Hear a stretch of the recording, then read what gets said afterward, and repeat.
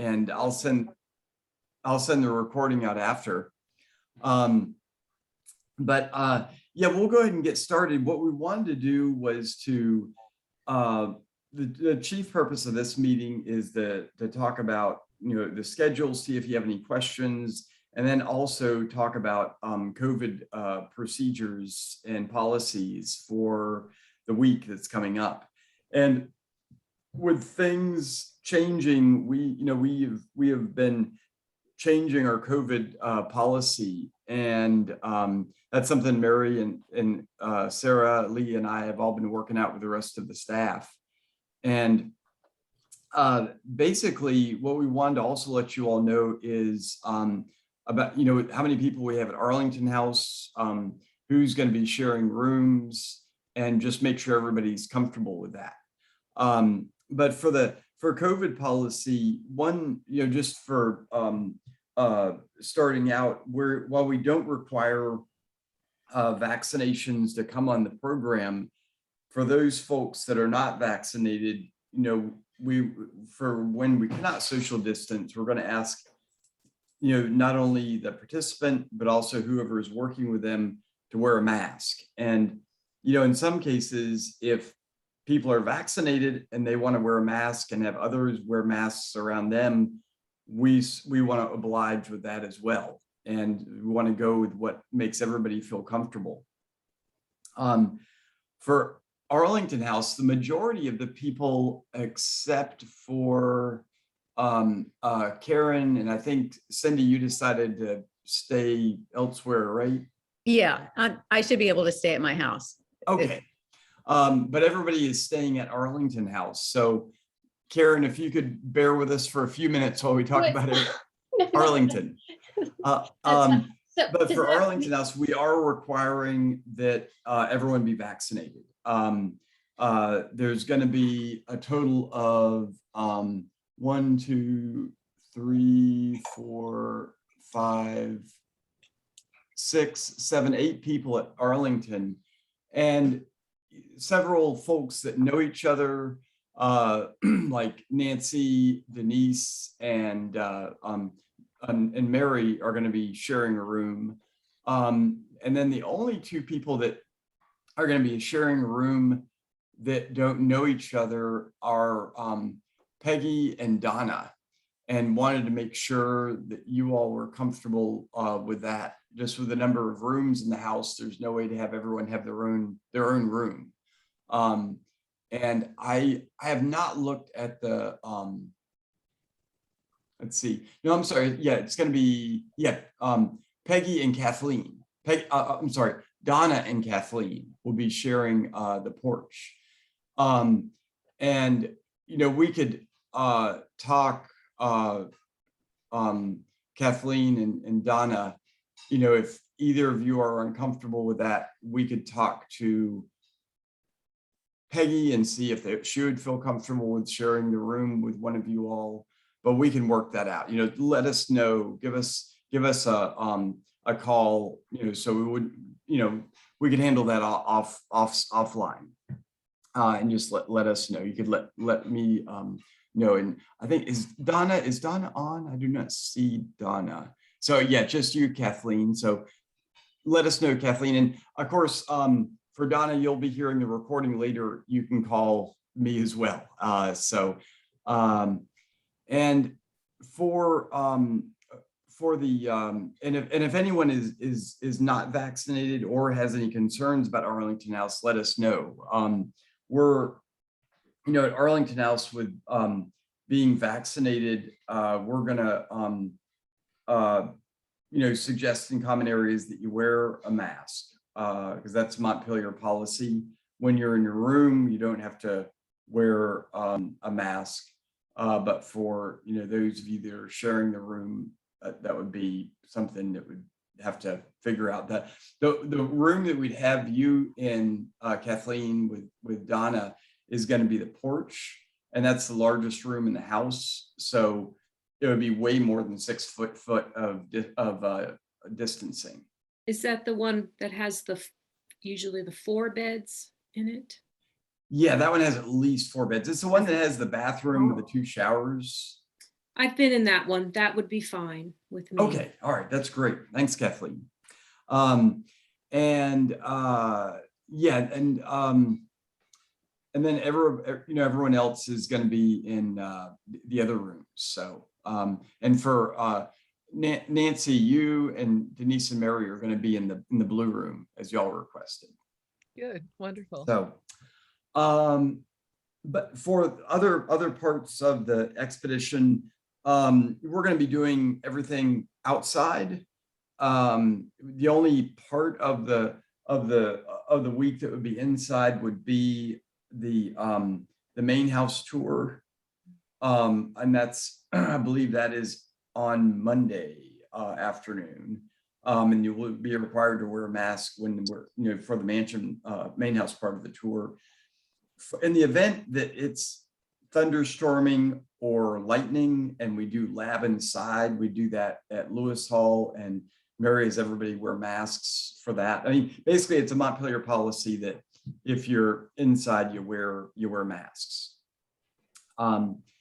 And for the schedule, what we normally do, I mean, you all are alumni, so know, basically how the programs work. We're doing 1 day of lab and 4 days in the field. We normally have the tours in the morning. And I think for a lot of you all, the tours we're going to be doing, several of them are new. They're involved discussions. So each one is always different. I'm going to be doing the introductory lecture the Tuesday before the program. So we'll do what's called the Power Replace lecture on Tuesday before the program, the Tuesday before the program begins. And there'll be another chance to ask questions and address any concerns that you all have. But do you all have any questions so far?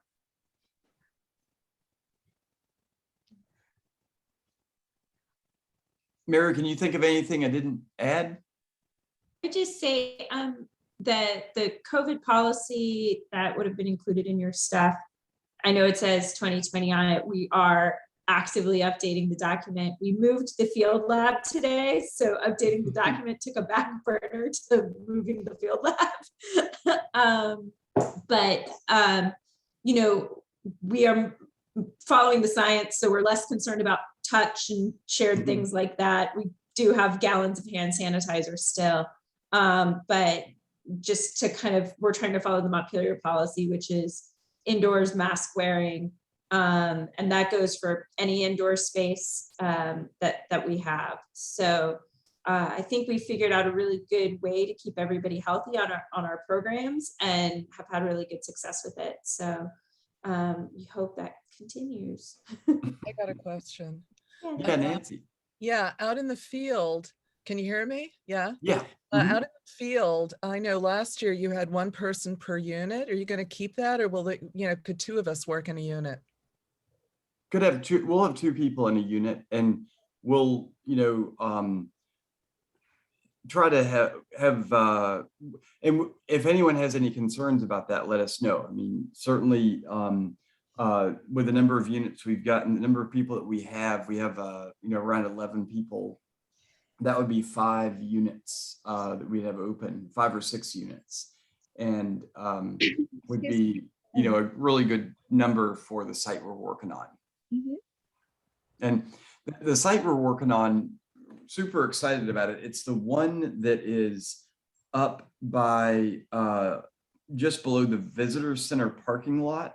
It's the one that used to be there used to be a path that went from Mount Pleasant up to the parking lot. It was the path that we always call the 1765 road. And it's all the depressions that were in the ground, slight depressions. And when Lou Middleman did a magnetometer survey there, a proton magnetometer survey there back in the 90s, it was this massive burn area. And so it's, unplowed. Dennis has done metal detector survey there and found everything from slag to some domestic materials. So we have no idea what the site is and are really excited to open up some units and see what's going on. Right now we're calling it the Dennis site. Yeah, I call it the Dennis site. He found this really cool ash scoop like That's right. iron, like what you would think on a fireplace set, that kind of ash scoop. So just, it was a really exciting. He was getting a lot of cool stuff, very different after working in a blacksmith shop and seeing only slag. It was a nice change of pace. And so this is the first time you've actually been digging in this area? You all will be opening up the first units. Like there was a unit that Lynn Lewis and Scott Parker opened up in 1985, and the records have been lost for that. So, you know, we'll hopefully find that unit plus everything else. Oh, well, that's really cool. And actually, there's a pretty good description of the site. I'll scan that and send it along. That's pretty. Everybody needs to see that, including you, Mary. Just remember that. And we've also, I know Karen, I just saw you, but we did, like I said, we moved the field lab up, and it's up by the visitor center in the overflow. There's a kind of a gravel parking lot if you're facing the visitor center down to the right, and it's down there. So it's going to be really exciting to have us all be up close and have a lot of visitors, a lot of curiosity, a lot of interaction. I think it'll be really nice. And oh, were you saying something, Nancy? No. Okay, all right. I thought I heard somebody's voice. That one thing, Saturday after work study, after the expedition, is Constitution Day. So we're not going to be digging that day, but there'll be activities going on. Mary, what are the activities? There's a food truck, but anything else? I think there's special people that ride on horses. Oh, the dragoons. Yeah, Kyle's having them back. And I think they're gonna have just kind of special tours, give away a little of American flags, maybe some hands-on history stuff, and the space is open. So, and we'll have the lab. You're gonna have the field lab open. We'll be giving tours. And y'all are welcome to stay. Those of y'all at Arlington House are more than welcome to spend another day at Arlington if you're interested, and you know, Saturday night as well. I know some of the work study people, the Ultra alumni, were interested in staying over, and so yeah, we're game for that.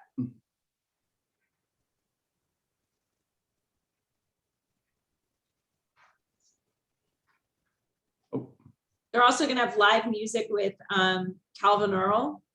Oh wow, that's awesome. Calvin is wonderful. He's a local really, African-American musician. he's not local. He's from the Carolinas. Oh, okay. I didn't know if he had descent ancestry. Okay. He's really amazing. And when Matt sends you out stuff, we can send you a link to a virtual concert he did for us for Juneteenth. The storytelling and singing. And so he's going to be there. Barbara's Soul Food on Wheels, which is the food truck. There's also going to be an artist exhibition in the Grand Salon. And Mr. Madison will be there. All the greatest hits. Better known as Sarah Lee's dad, Sarah Lee Hall's dad. Now, are they giving up on the fireworks after the event? Oh, they gave up on those before I even started working here. Yeah, that was a little bit of a expensive boondoggle that. Oh, They've really tried to pull the focus of the day back more towards what it is we normally do, like as part of our mission, and so less Chinese dragons and balloons. Yeah. Hot air balloons. I think some of y'all might have remembered the Constitution Day with the hot air balloon, and oh yeah, Doug Smith started being drug off by it.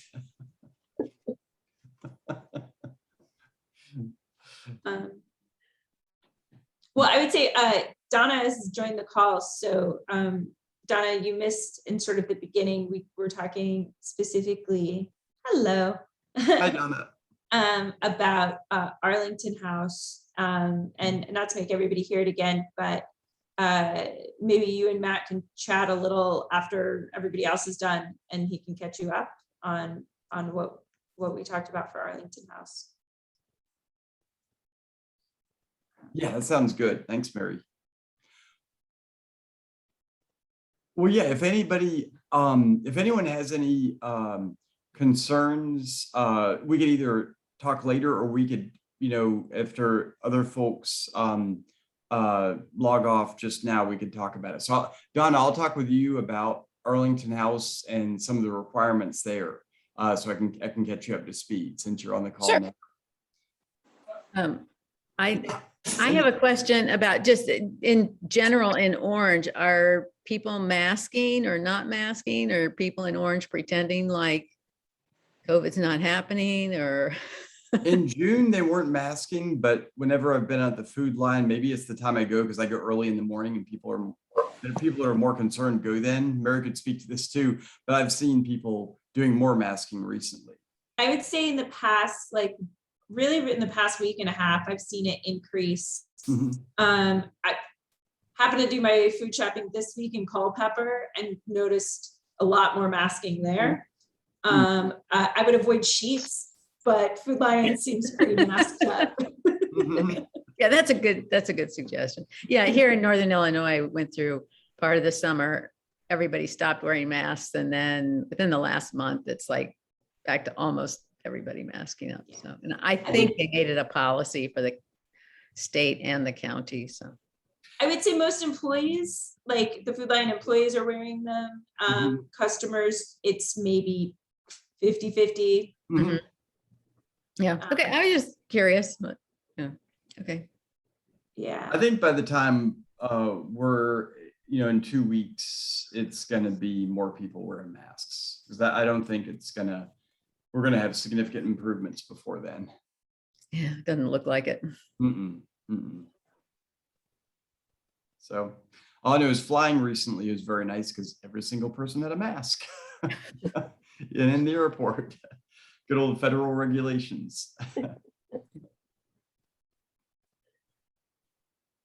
I would just also suggest, Matt said, making sure you have one for the tour, but just always make sure you have one on you in case you want to go to the visitor center, use the bathroom, go in and go shopping, in case it rains, any of those things, and bring a couple. We have lots of disposable ones that we can share, but it gets sweaty and gross and dirty, and you're probably going to want to change them, particularly if you wear them at all while you're outside. Today was a particularly thick, hot day, and I probably would have gone through 8 masks if I had them on. And I went through several just going in and out of doors today. So just bring more than you think you would need. Okay. And we have to hope that the fall weather shows up within the next 2 weeks. Yeah. Everyone would enjoy that. A little cool breeze, a little less humidity, Karen, but if we could assign you to that would be great. it might be too much to ask for, but let's go for it. It'll be so great to be back out in the field. It'll be wonderful. We can't wait to see you all. So it's super excited, especially the alumni. It's have so many friends back. It'll be fun.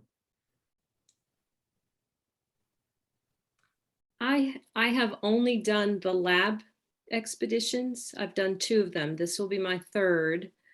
So I was wondering if there's anybody else who hasn't done a dig expedition besides myself. I don't think so. Okay. Karen's done lab too, but she's done digging as well. Yeah, I did. So, 2 a days. lot that have dabbled in both. Okay. But we'll catch you up, Kathleen. Okay. Within a day, you'll be an old pro. Sounds good. And then when someone asks, well, what's your favorite, digging or the lab? And you have to say, both. Both. Sure, right. Or it just depends who's asking. If it's me asking, say Right. Right.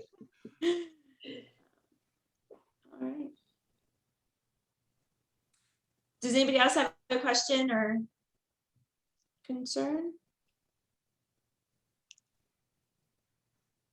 All right, well, what we'll do, I'll stay on the line with you, Donna, and if anybody else, wants to hear more about, anything else about Arlington, or has other questions that we just want to ask me, that'd be great. So, but we will see you all on, I'm gonna, I think I will check the last email that I sent out. I think I'll make sure that you all have the date and the Zoom link for the Power of Place lecture, and we'll get that sent out as a reminder. And that's the Tuesday before the expedition. Okay, same time. Same time, yeah, 7 o'clock. At 7 o'clock. And I trust you'll have it recorded, right? Yeah, we'll record it. Yeah, Yeah. 'cause then, I don't get home till 9 o'clock, so. yeah. Well, you'll have a special recording just for you, Nancy, to watch that night if you want. After that, I'll be retired, so it doesn't matter. Yay, go Nancy. That's awesome. It looks like Mary put into the chat the link to the Calvin Earl concert to give you an example of Oh, great, thanks. there. And yeah, the date for that the Zoom call, the Power of Place lecture is September 7th. Yeah, the day after my birthday. So 7 o'clock on Tuesday, September 7th. Oh, yeah. I might actually start driving out that day, so I might have to just catch it on the recording. Okay, all right. Sounds good, Cindy. Yeah, because I'm gonna drive out and I've got stuff to do getting the house on the market. So Okay, decided cool. to get out early. Have to hang out some. That'd be great. Okay. All right, well, we'll look forward to seeing you all. Some of you all on the 7th, some of you on the recorded side, but everybody on Sunday, September 12th, Oh. and at Arlington House for dinner at 5:45. So Great. we'll send reminders out for all this. Okay, great. All right, and I'll hang on the line for you, Donna. So anybody else? Bye. Bye. See you guys soon. Bye. Bye.